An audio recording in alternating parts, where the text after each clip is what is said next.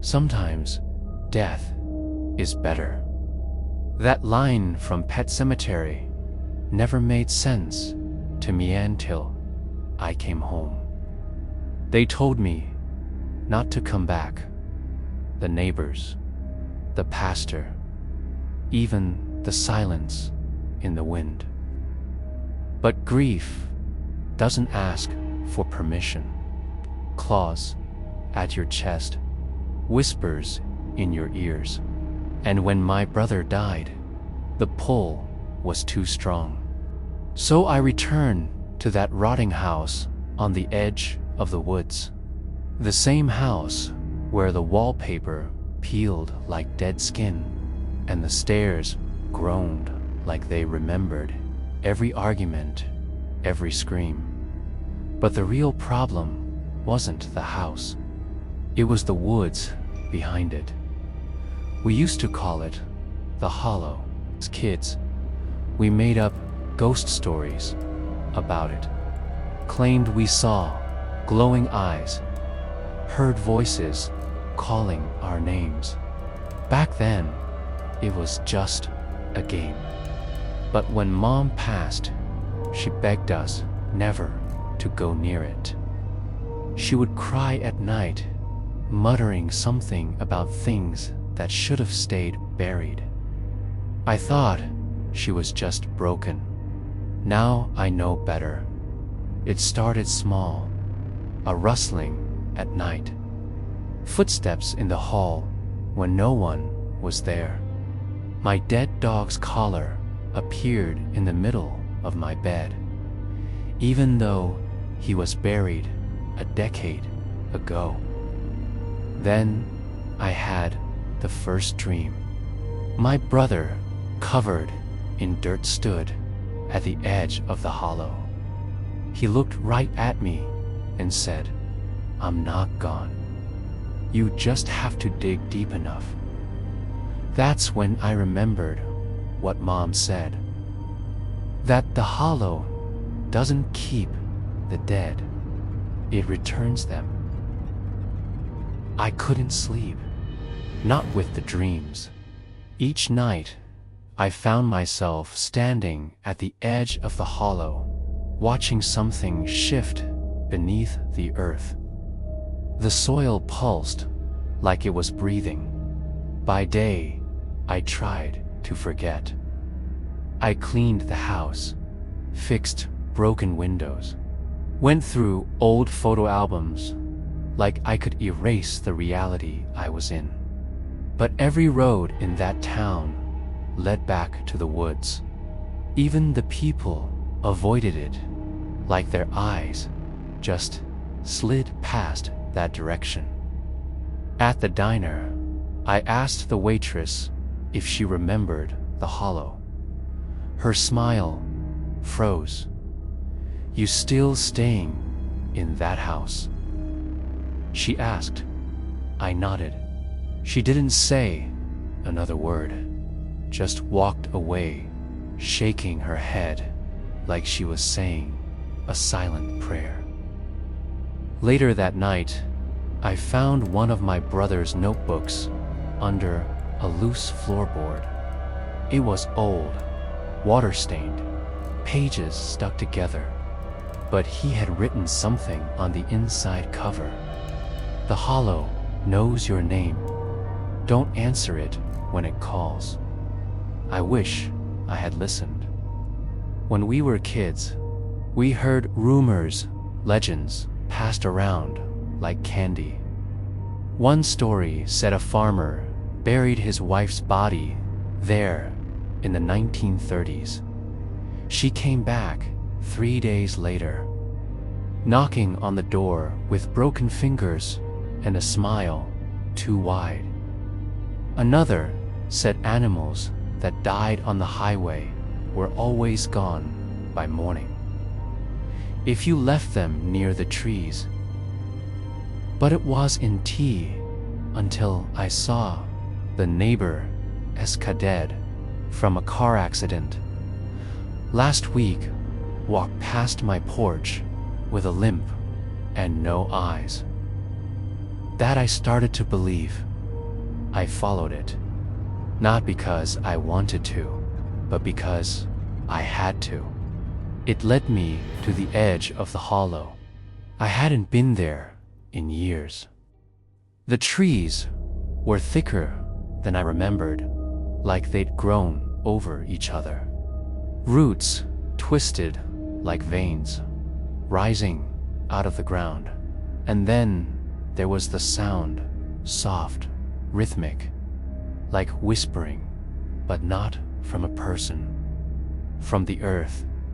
I stood there, staring into that dark tangle of trees, remembering how my brother used to say, "The hollow's not evil, it's just hungry." I left, heart racing, swearing I'd never return. But by the next morning, my dog was dead. He hadn't been sick. He hadn't even been old. He just stopped. And suddenly, I was back at the edge of the woods, with a shovel in my hands, whispering his name, telling myself it was just one small test. I dug the hole just after sunset. I told myself it wasn't desperation, it was curiosity. A harmless test. But nothing about the hollow was harmless. The ground was soft, too soft, like something had been dug up recently, or never stopped moving. Each time the shovel hit the earth, it made a hollow thud, like I was knocking on a door I didn't want answered. I buried Max, my dog, in the deepest part of the woods. Didn't say a prayer, just stood there, listening. And for a second, I thought I heard breathing beneath the soil. The next morning, the grave was untouched. No signs of digging, no paw prints. I almost convinced myself it hadn't worked. Almost. That night, I heard the scratching. Soft at first, then louder, coming from the back door. I turned on the porch light, and there he was, Max. But it wasn't him. His fur was darker, matted in patches like it had been sewn back on. His eyes didn't shine like they used to. They glowed, yellow, unblinking, like headlights on a car about to hit you. He didn't bark, didn't wag his tail. He just stood there, watching. He walked in like nothing had happened, lay down on his old bed, closed his eyes. I tried to sleep, but every time I did, I woke up to find him staring at me, not moving, just watching. Over the next few days, things got stranger. He didn't eat, didn't drink, but somehow he was stronger. I caught him dragging a full trash can across the kitchen. His nails left gouges in the floor. And then I noticed the smell. It wasn't rot, not exactly. It was wet soil and something else, sweet, like flowers left too long in a vase. I checked his grave. The ground hadn't been disturbed, but something else had come through. Footprints, not paws. Bare feet, small, child-sized, leading from the grave back toward the house. I remembered the dream. My brother standing at the edge of the hollow, telling me to dig. Max started sleeping beside my bed. I could feel his breath, cold and uneven. And every night, I swore I heard him whispering. Not barking, whispering. One night, I bent down, pressed my ear to his mouth. He said my name, not growled it, spoke it. That's when I knew this wasn't a second chance. It was a warning. The hollow gives back, but never for free. I stopped going into town. People noticed something was off. Maybe it was the way Max followed me everywhere. Too silent, too alert, like a shadow that could bite. Maybe it was me. I barely slept, ate less. My days were spent reading my brother's old notebooks, searching every line for a clue. He knew something about the hollow. Why else would he write, "The trees are not trees," to her watchers? Why else would he beg me not to answer when the earth called? But it was calling. Whispers came at night, no longer just in dreams. They seeped from the floorboards, from the basement drain, from inside the walls. And then I started seeing him, my brother, not in dreams awake. At first, just flashes, a face in the mirror that wasn't mine, a shadow in the corner of my room, crouched and trembling. He'd vanish the second I turned my head. But then, one night, I saw him at the edge of the hallway, pale, mud-caked, smiling. He didn't say a word, just pointed to the backyard, to the hollow. That was the night I dug up his body. Don't ask me why. Maybe I wanted to believe I could bring him back. Maybe I thought I already had. Just dirt, wet, black, clinging to the wood, like it had swallowed him whole. That's when I realized I didn't bring Max back. The hollow took something else and gave something, wearing him instead. I started digging again, not just graves holes, deep ones.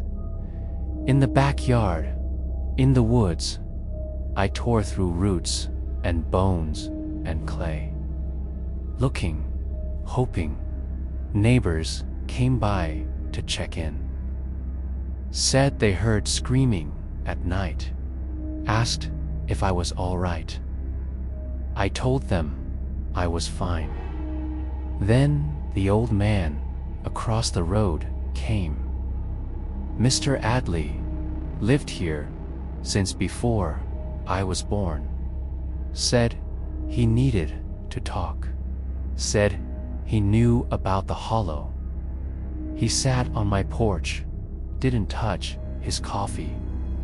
Told me about his son, drowned when he was 10.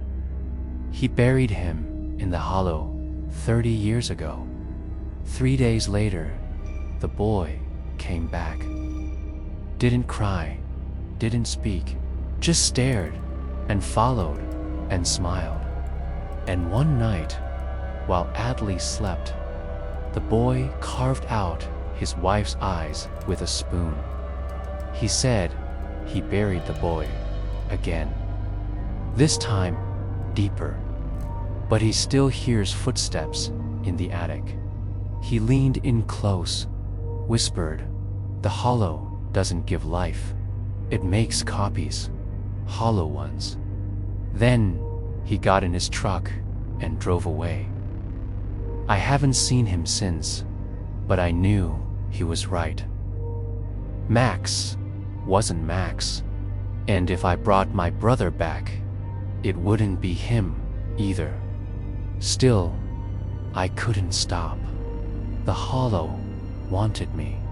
I could feel it in my bones, like cold worms writhing under my skin. Every time I closed my eyes, I saw the trees parting and something walking through them on all fours, wearing my brother's face. The rain came the night I decided to do it. Not a soft drizzle, a storm. The kind that makes the world feel like it's breaking apart. Max was gone. Vanished 2 nights before, after scratching the word "dig into the wood" of my bedroom door. Yeah, he wrote it. Not barked, not chewed. Wrote. That was the final push. I waited until midnight, packed a duffel bag with only what I needed. Flashlight, shovel, rope, the locket my brother wore when they found his body. I walked into the hollow like it had been waiting for me, and maybe it had.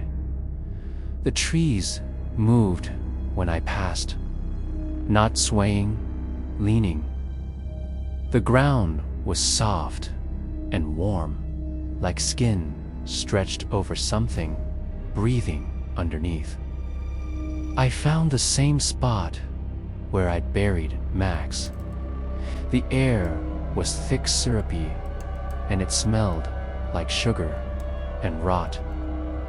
I started digging, didn't stop until my arms went numb.